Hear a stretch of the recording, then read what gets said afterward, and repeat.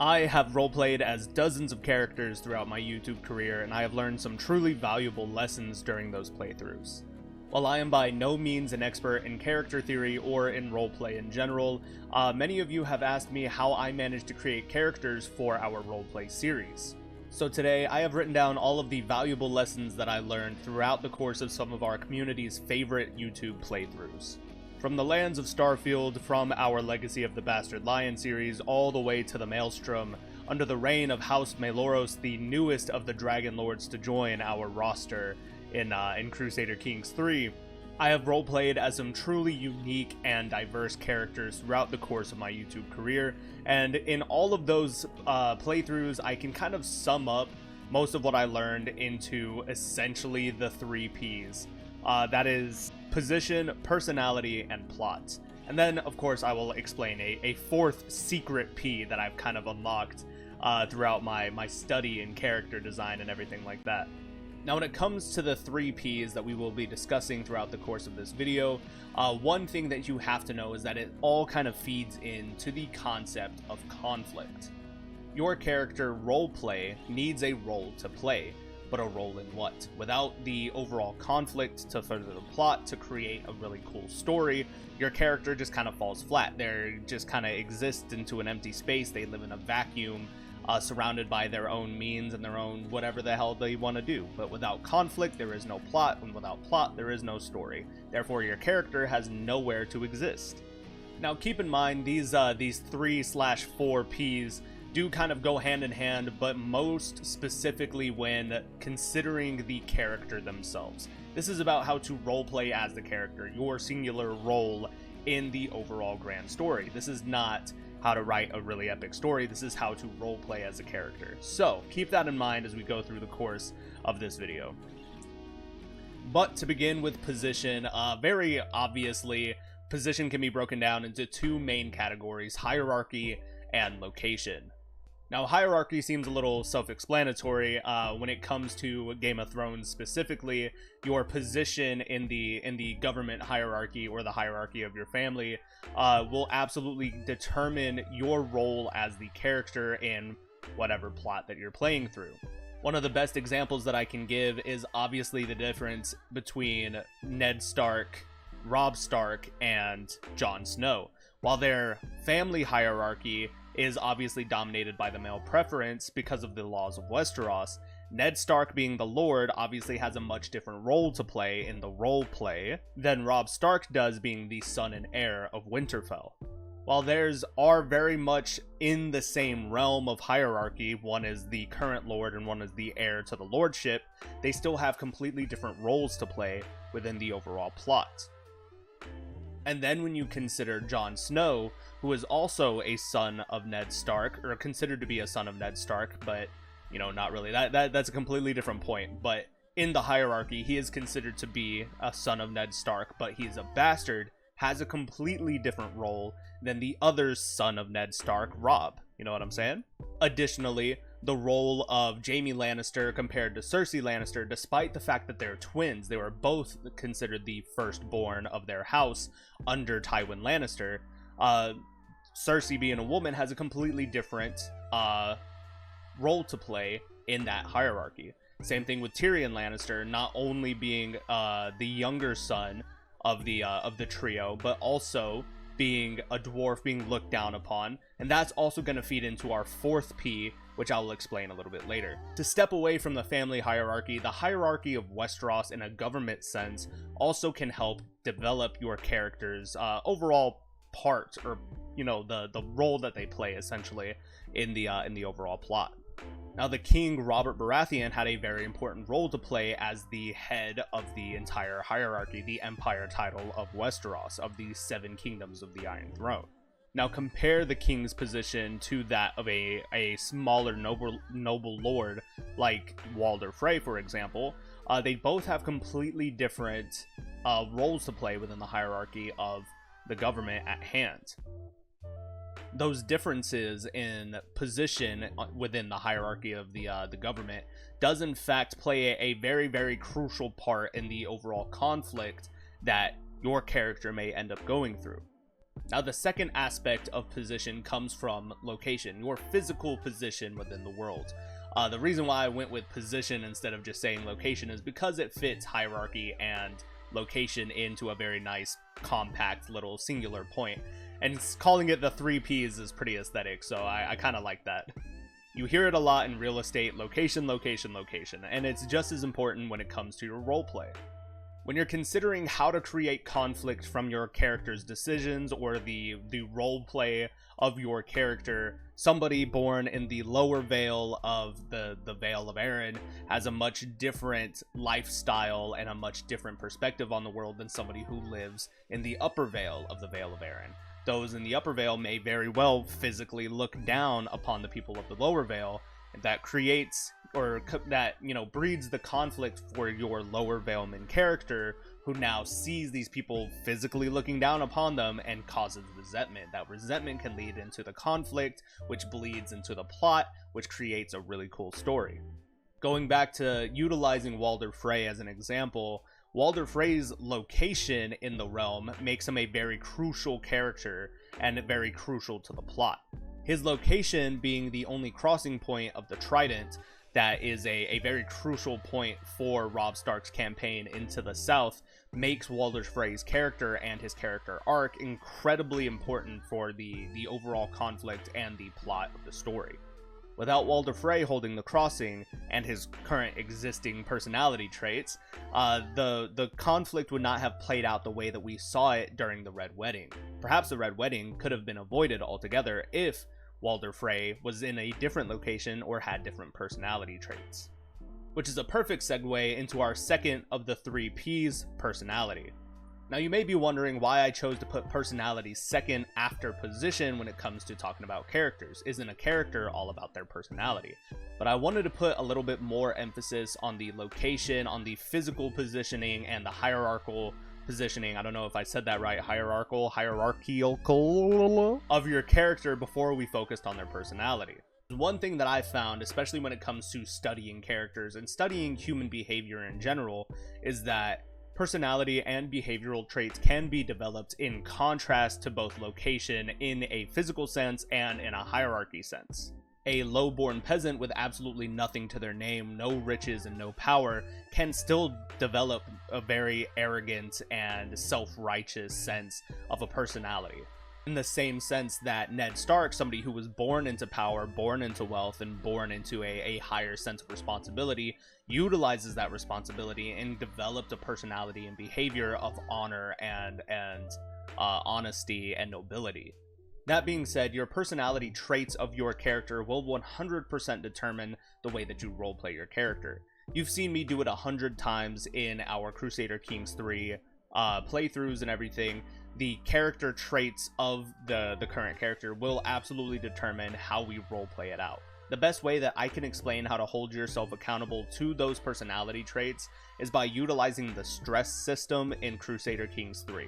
Your character will want to naturally react in certain ways based off of their character traits.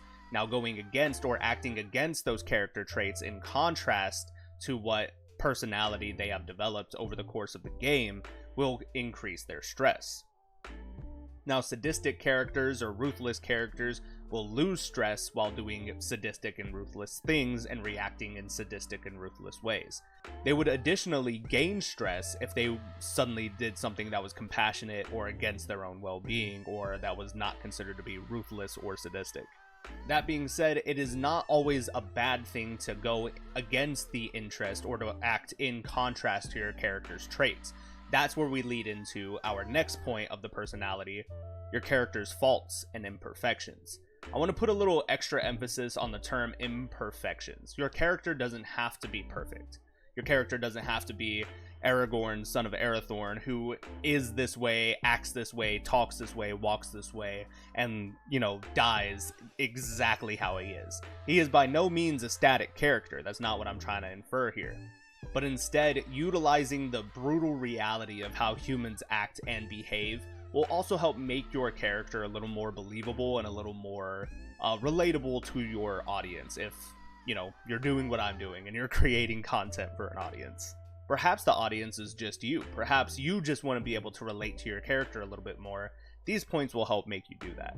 Now, for example, Jon Snow is a very honorable person. He is considered to be very honorable. He looks more like Ned Stark than Robb Stark does. Robb Stark still has more of the Tully features of the Riverlands in him, the fiery red hair of Catelyn Tully, etc., etc.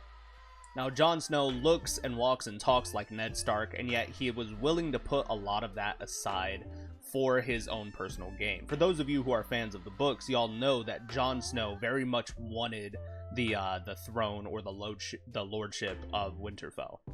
It was a deep and shameful want of his, but it was something that he very much wanted. Now, in the books, spoiler alert, Jon Snow is in fact killed by the Night's Watch, but not because he let the wildlings through the wall, but because he let them through the wall with the intention of utilizing them and the men of the Night's Watch to join Stannis in marching on Winterfell, and thus the Night's Watch turned on him and killed him as an Oathbreaker. Now, in that sense, Jon Snow's imperfections and character flaws created a sense of conflict that worked against him, and it created just another major plot point for the story of the Song of Ice and Fire. Now, when it comes to character flaws and imperfections, they don't always have to be a negative thing. For example, Captain America, I would consider one of his imperfections is his sense of loyalty. In my perspective, Captain America does not believe that anyone is without their ability to overcome challenges and their ability to turn a new leaf. He believes that nobody in the world is unredeemable. That incredible sense of loyalty then bleeds into the conflict that we see in Captain America Civil War with his loyalty to Bucky Barnes over Tony Stark. Because of his loyalty to his friend and a past life that he once knew before the ice, he then creates this sense of strife and conflict between himself and Tony Stark when he chooses Bucky over his current friend. It can also be described by Bilbo Baggins in The Hobbit when he says loyal to a fault. It almost sounds like an oxymoron, but in my perspective, it is the perfect contrasting sense of personality flaw. You've taken a positive and made it an imperfection to an otherwise perfect character. Utilizing one of our very own playthroughs in The Legacy of the Bastard Lion, one of our character heirs, the heir to Victor Embermain, was a homosexual who was forced into an arranged marriage with one of the daughters of House Lannister, I believe. Despite his sexual preferences, however, when we took over as the character, I believe his name was Darren Embermain, he stayed true to his oath and his wedding vows, and maintained the honor of his wife and his bride for the sake of his family, for the honor of his father. His incredible sense of loyalty to his family could potentially be seen as a positive imperfection to the character himself. If he had stayed true to himself and stayed true to his character traits, being a homosexual by preference, he could have absolutely created a completely different set of conflict and consequences for his actions, and altered the plot in the story as we saw it unfold in The Legacy of the Bastard Lion. But because of his honor and his intense loyalty, he stayed true to his wedding vows, and despite his sexual preferences, he ended up ruling with a very long and prosperous reign. Now, you may be wondering, how can you determine what is a positive flaw or a positive imperfection and what is just a true, genuine character trait? And I can tell you that the answer is not as obvious as you may think it is, but to me, I would believe that the most clear answer could be intention. What are your character's intentions? Your character may have traits that look, ABC, XYZ, but then their intentions are 1, 2, and 3. For example, Sir Gaheris Argente from our Silverwing Order series, he was a very honorable, very righteous, knightly man, and his intentions were to act upon those traits. He actively wanted to be an honorable, knightly, chivalric, and righteous man. Additionally, the head of House Embermain, Lord Silas, the first of House Embermain, he was very much a shrewd banker. He was very good at utilizing his stewardship skills to build up a prosperous realm for his family, and then he furthered his family line and made a very prosperous line and branch of House Embermane. Alternatively, in the Legacy of the Bastard Wolf playthrough, Jon Snow, while being born with very Ned Stark type traits, he did some very dishonorable things as a way to get back at him because of the conflict that was bred between him and Ned Stark by being cast out of Winterfell. Jon Snow may have been raised by Benjen Stark and was instilled with this sense of like loyalty, nobility, honor, justice, stuff like that, but his intentions were less than honorable, less than noble, because of the conflict that was bred between him and another character. Those contrasting character traits is what created that conflict, which altered the intentions of the character that caused him to act in spite and in contrast to his own character traits. All of this into the concept of feeding a conflict, which then creates a plot, which then creates a story. It's all starting to piece together. If you guys are confused by anything, feel free to leave your questions in the comment section below. Also, feel free to join our Discord, which will be linked in the description below. But now that we've described the position and the personality of your character, it is time to talk about the final P of today's video, the plot of your character. Now, the plot of your character can also be described as a character arc. Where is your character starting at? Where are they intending on going? And how do they want to get there? What journey are they going to take? What path will they do? What steps will they follow in order to achieve their ultimate goal or to achieve what they intend on doing? Now, that is in the perspective of the character themselves. Now, for you as the role player, as the player character, what are your intentions? What story are you trying to tell? Will your character make it to the end? Will your character achieve their ends? Now, plot doesn't necessarily have to mean the future or the present of your character's story. It could also mean the past. Now, Jon Snow plot is also heavily influenced by his past, the stuff that we don't see on screen, but that they talk about because of his history. The fact that he was born a bastard, the fact that he was brought home by Ned Stark after a long campaign in Robert's Rebellion.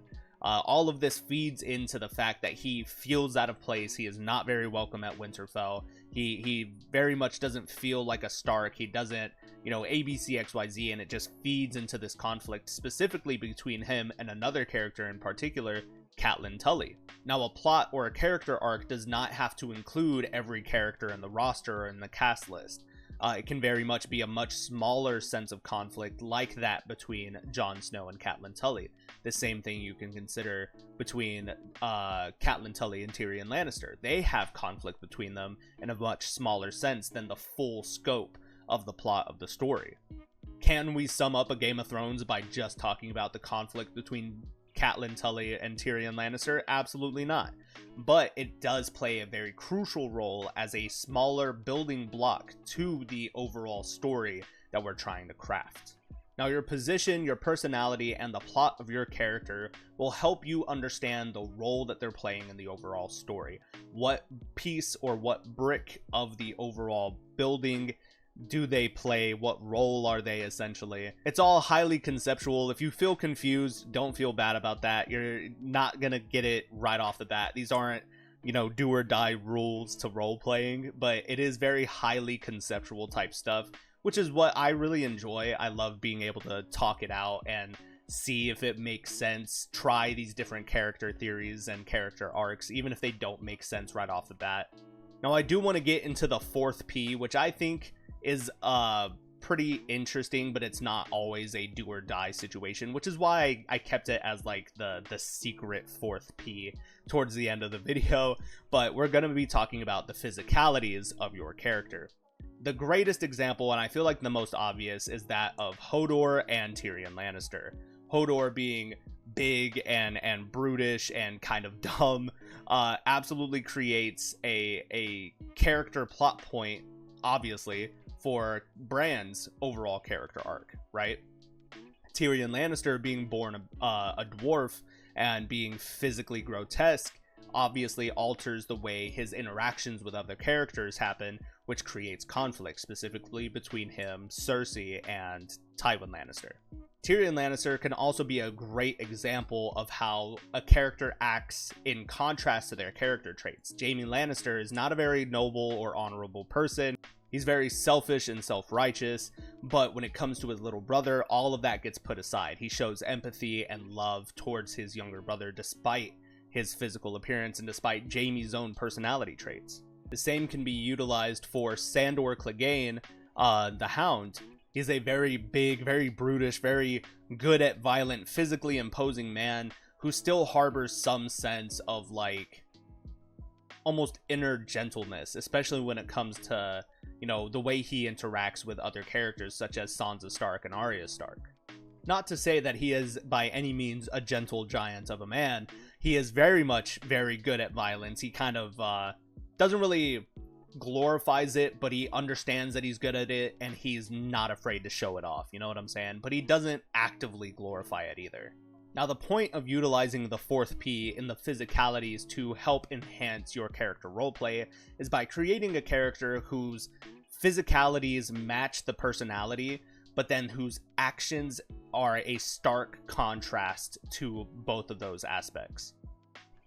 That can create a truly, truly beautiful character arc. So you have, for again, the example of Sandor Clegane is probably one of my favorite character arcs in Game of Thrones. He's physically imposing. He has a half-burnt face. He is really good at violence. He kind of glorifies violence without glorifying violence.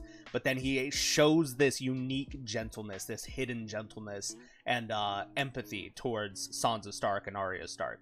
Maybe he does some truly bad things as well. He says some truly bad things. I haven't gotten that far into the book, but I know that in the book he does some really bad shit.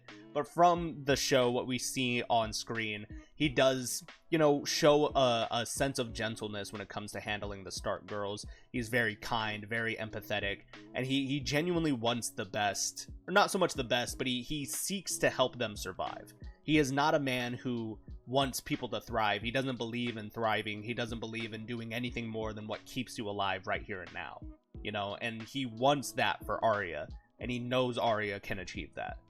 Again, I do just want to point out that all of this is my personal experience when it comes to role-playing as different characters. This is by no means a do-or-die situation, but there are some benefits to following the 4P method here. Namely, by creating relatable and believable characters that seem very genuine. The conflicts seem very much born out of genuine interactions with other characters. It'll help give both you and your target audience a believable and genuine connection to the character based off of that relatability and that believability. When you make your humanoid characters act and talk and feel like humanoid characters, like humans, it makes it much easier for us to relate to them and to connect with them on a human level. At that point, character roleplay can almost just be considered a much more niche version of behavioral studies in human anatomy. Whether you're staying true to your personality traits or acting in stark contrast to your positive flaws or your positive imperfections, your drama and the conflicts you create will feel more genuine and more impactful to the story. After all, what is conflict if not just two characters interacting with each other in a very genuine and impactful way? Imagine how much more boring Lord of the Rings would be if the realm of men was just like, hey, need you to stop doing stuff, and Sauron was like, alright, sounds good to me, my bad, bro. However, as with all things, a lot of what I said should be taken with a grain of salt. There are a few warnings that I want to give you guys when it comes to utilizing this method. Some things that I found to be a bit of a drawback when it comes to this level of depth when it comes to your character roleplay. Now, from my perspective, it is absolutely entirely too easy to get way too focused on the plot. One of the best examples that I have for you guys is our House Dark series. I started off, rather than with a character concept, I started off with a plot concept. I knew exactly what I wanted to start with, end with, and the path I wanted to take to get there. But then when I created my character with the contrasting personality traits, and those personality traits created conflicts that I was not prepared for, or that started veering off in different directions that split away from the plot idea that I had laid out for myself for this playthrough, it caused a lot of personal stress for me. I ended up utilizing the cheat mode and debug menus and everything way too often for that playthrough in order to make things happen the way I wanted it to fit the plot, rather than letting the character lead the story. One of the best examples I have for letting the character lead the story is with House Embermane, which is why it's probably my absolutely favorite playthrough series on our channel. Is because when I started it, I had the character concept I wanted, but no idea what I wanted to do for the plot. And then my absolute lack of knowledge to game mechanics just kind of, it very much highlighted the fact that the character kind of just did whatever he wanted to do. Now for that, I have this concept, or this rule, called widening the scope. You know what I'm saying? So if your plot is very fixed and narrow, and you have a very specific direction you want to go to and a very specific ending you're trying to achieve, when you go to throw that dart, you're more likely to miss. But if you have a much wider scope, by the time you shoot your shot, chances are you're going to land somewhere you didn't expect to land, but it's not exactly a miss. You know what I'm saying? Part of what makes the Legacy of the Bastard Lion series my absolute favorite is that I did let the characters kind of just do what the characters did. I tried very much not to go against their personality traits, unless it felt absolutely necessary. And because I didn't have a specific direction I wanted to go for that series, it allowed me the breathing room I needed to let the characters just kind of operate in a very genuine and true fashion towards their personality. Every character, every ruler that we played as for that series was completely different than the last, and they all had very different obituaries towards the end of it. Even Lord Darren, who in my perspective was a very honorable and the triumph of human spirit, despite his sexual preferences, he set all of that aside for the sake of his family name, for the sake of bettering the realm the way his father wanted for him and his father wanted for them. And at the end, when he died, it said that the realm saw him as a madman and we're much better off without him. And it kind of crushed me. It broke my heart. I was so sad for that. But that level of connection is something that you can absolutely build with this 4P method. Another one of the warnings that I wanted to give you guys is not to force the drama. Again, going back to the House Dark series, it caused so much stress on me because I felt like it felt so disingenuous. I had spent too much time during that playthrough utilizing the debug mode and cheat menus in order to make things happen the way I wanted it to happen for the sake of the plot. I forced too much drama rather than allowing King Darren to rise up in rebellion against King Adam towards the end of the series and overthrow him. Essentially, I forced it to happen. I didn't let them make those genuine connections, and it didn't feel good to me, in my opinion. Now, the last warning I want to give you guys is utilizing too much of any one of the 4 Ps in your character development or your character roleplay, I suppose. Now, for me, when it comes to the Legacy of the Bastard Wolf series, I feel like I put way too much emphasis on my character's positioning rather than his personality. A lot of the personal identity crisis that I was going through in real life kind of infected the personality and the personal identity crisis of Jon Snow during the Legacy of the Bastard Wolf. You could tell because I struggled so much to make genuine decisions, and then I again tried to force too much drama. What ended up happening is the Jon Snow character ended up mirroring the personality crisis that I was going through in real life. I didn't really know what direction I wanted to go in, both in real life and with this series. And so rather than let it happen naturally, I tried to force the drama. And so what ended up happening for the playthrough is Jon Snow converted to a Westerlander, cut his hair, lost his eye, and then got the red gem, and it became such a huge mess. And it felt very disingenuous. I did really enjoy that playthrough a lot more than the House Dark playthrough, but it was not as fun as the Legacy of the Bastard Lion playthrough. I will never get over how much fun that first Bastard Legacy was for me. Genuinely. And I don't know, playing in the Westerlands, playing as a bastard of House Lannister, developing the fiery red hair because we married into House Rain and everything, and then we became a fiery red-headed family with a orange colored orange-coated lion as our sigil. It was just really cool. Like, it all just kind of happened naturally, and it was a ton of fun to play through. To this day, I think Victor Embermain is probably my absolute favorite character, and he was just born that way, you know? And had PTSD nightmares from when his grandfather attacked him in a war of succession or whatever for the lands of the reign of Castamere, and I'm blown away by how much fun that was. Now, before we end today's video, I do want to invite you guys to drop your character creations in the official Lord Commander Discord. We are the Knights of the Amber Dawn, and I want to invite you to take the oath of the Order, become an Amber Knight, and join us within the Discord, where you can submit your custom character creations and your playthroughs in our official custom character channel on the Discord. And who knows, maybe if I like it enough, they'll become a featured main character in one of our series someday. That being said, the link to the Discord is in the description below, and I hope to see some of your creations in the near future.